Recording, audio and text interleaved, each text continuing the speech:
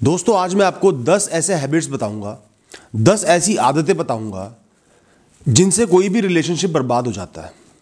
Girlfriend boyfriend हो, पति पत्नी हो, वो रिलेशनशिप बर्बाद हो जाता है। दोस्तों सबसे पहली आदत है ईगो। तुमसे पहले मैं तुमसे ऊपर हूं, मैं तुमसे ज्यादा वैल्यूएबल हूं, मी। ये जो ईगो की फीलिंग होती है ना, ये जो सदैव अपने को सबसे ऊपर रखने की आदत है, खासकर अपने पार्टनर से, ये किसी भी रिलेशनशिप को बर्बाद कर देती है। किसी भी रिलेशनशिप में दोनों पार्टनर बिल्कुल इक्वल, बिल्कुल बराबर होते हैं, दोनों की बराबर वैल्यू है, कोई भी ऊंचा या नीचा नहीं होता, ध्यान रखना। दोस्तों कई लोग पता है कैसे होते हैं, दूसरे इंसान को कन्विंस करने के लिए वो उसको चने के झाड़ पे चढ़ा देंगे, चांद सितारों की दुनिया दिखा देंगे, अपने आप को परफेक्ट दिखा देंगे। शुरू में अपनी आदतों से, अपनी चीजों से कॉम्प्रोमाइज कर लेंगे, अपनी बातें छुपाएंगे, बस प्यार ही प्यार, प्यार ही प्यार। उस इंसान को इन्फ्लुएंस करने के लिए उससे झूठ बोलेंगे, झूठे वादे करेंगे, और जब वो इंसान आपके साथ आ जाएगा, 4 दिन उन वादों को नहीं निभा पाओगे, 5वें दिन आपकी असलियत निकल के बाहर आ जाएगी। कॉम्प्रोमाइज भी नहीं करोगे, जो आपकी वैल्यूज है, जो आपका नेचर है, जो आपका एटीट्यूड है, सब बाहर निकल के आ जाएगा। इसमें उस इंसान की गलती नहीं है, पहले आपने उसको झूठ बोला, पहले आपने उसको फंसाया, अब आप अचानक से बदल गए हो तो वो तो परेशान होगा ही, वो तो झगड़े करेगा ही। किसी भी रिलेशनशिप में शुरू से ही बिल्कुल बैलेंस्ड बन के चलो, जो आप हो वो दिखाओ। थोड़ा बहुत तो पॉलिश हर इंसान अपने आप को करता है, बहुत ज्यादा पॉलिश मत करो, झूठे वादे मत करो, झूठी चीजें मत दिखाओ, ताकि आगे चल के वो रिलेशनशिप चलता रहे, डिस्टर्ब ना हो। सिर्फ सेक्स के लिए, रोमांस के लिए, सिर्फ कूल बनने के लिए, या सिर्फ इन्फैचुएशन के बेसिस पे बहुत सारे लोग रिलेशनशिप बना लेते हैं। जिस इमारत की नींव ही कमजोर होगी, नींव ही ढीली होगी, बेकार होगी, वो इमारत कैसे टिकेगी, कैसे चलेगी? उसने तो ढहना ही है। रिलेशनशिप की जो फाउंडेशन होती है वो कंपेनियनशिप पर होती है, एक दूसरे के साथ के ऊपर होती है, एक दूसरे को समझ के, कंपैटिबिलिटी देख के, एक दूसरे को अपना के, अपना बना के, उनसे प्यार करके, तब एक रिलेशनशिप चालू होना चाहिए। लंबा चलेगा, पूरे जीवन चलेगा। छोटी सी लड़ाई हुई, सीधा मम्मी को कॉल लगा लिया, पापा को कॉल लगा लिया, चाचा को कॉल लगा लिया, भाई को कॉल लगा लिया, भतीजे को कॉल लगा लिया, मामा को कॉल लगा लिया, पूरी दुनिया को कॉल लगा दी। अब वो आपके पार्टनर को कॉल कर रहे हैं, बेटा तुम तो बहुत गलत इंसान हो, तुमने तो हमारे बच्चे का जीवन खराब कर दिया, जीना हराम कर दिया। हर लड़ाई में कई लोगों को आदत होती है अपने खानदान को, रिश्तेदारों को, दोस्तों को, पड़ोसियों को, कुत्ते बिल्लियों को, सबको इन्वॉल्व कर लेंगे।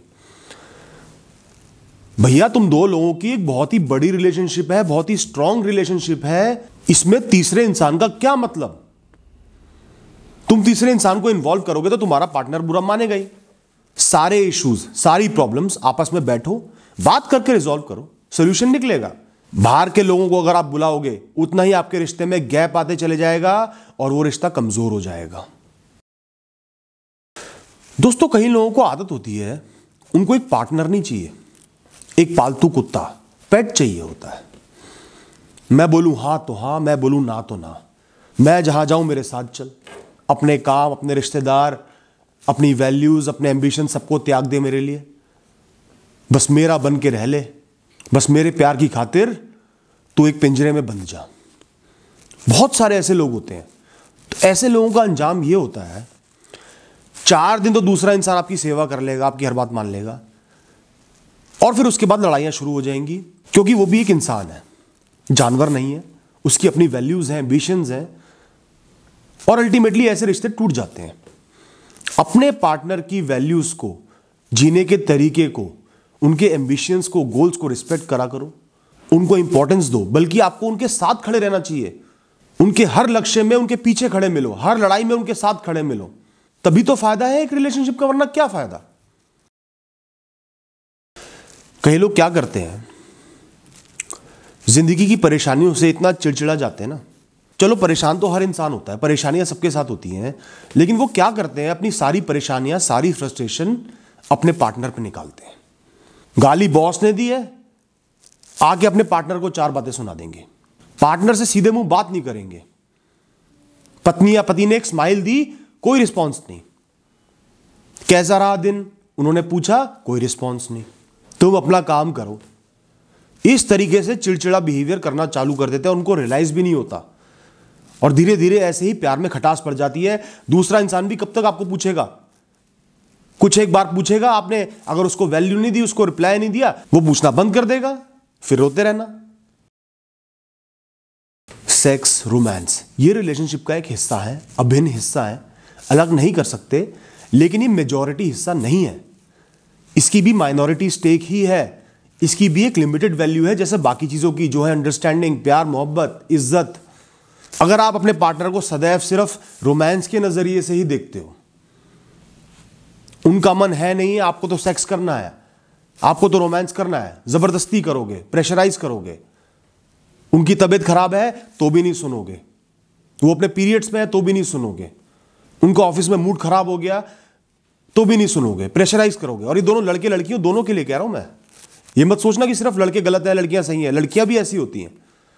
तो अपने आप को अपने पार्टनर पे पुश मत करो, कन्विंस कर सकते हो, रिक्वेस्ट कर सकते हो, लेकिन उनकी भावनाओं की कदर करो।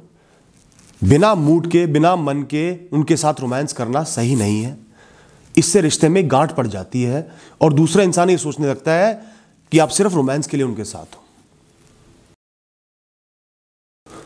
कई लोग क्या है, जरा जरा सी बात पे हमें अलग हो जाना चाहिए, मैं डिवोर्स ले लूंगी, मैं तुम्हें छोड़ दूंगा, इस तरीके की बातें कुछ लोग करते हैं।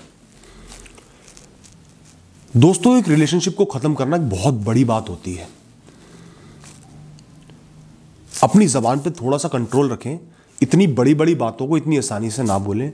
आपका जो पार्टनर है उसके मन में वो बात घर कर जाएगी, उनको ये एहसास हो जाएगा सबकॉन्शियसली कि ये इंसान मुझे कभी भी छोड़ देगा। चाहे आप उनको कभी ना छोड़ो, लेकिन चूंकि आपने ये बात अपने मुंह से बोल दी है, उनको ऐसा लगने लगेगा कि ये इंसान मुझे छोड़ सकता है।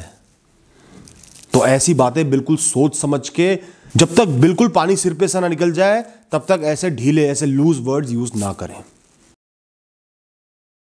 आपके पार्टनर ने किसी से फोन पे बात कर ली, किसी लड़के या लड़की का मैसेज आ गया, दोस्तों के साथ कहीं बाहर जा रहे हैं, यहां तक कि कजन के साथ, भाई बहनों के साथ भी बात कर रहे हैं, आपको शक हो गया। ये ऑब्सेशन, ये शक करना छोड़ दो। किसी भी रिलेशनशिप का बेस होता है ट्रस्ट, भरोसा। अपने पार्टनर पे आपको भरोसा करना ही पड़ेगा, और भरोसा नहीं करते तो उस इंसान से शादी मत करो। क्योंकि अगर आप एक इंसान पे भरोसा नहीं करोगे, वो इंसान काम पे भी जाएगा, वहां पे भी शक करोगे, दोस्तों के साथ भी शक करोगे, रिश्तेदारों के साथ भी शक करोगे, पड़ोसियों के साथ भी शक करोगे। बस शक करते रहोगे, अपना जीवन तो खराब करोगे ही, उस इंसान का भी जीवन खराब कर दोगे।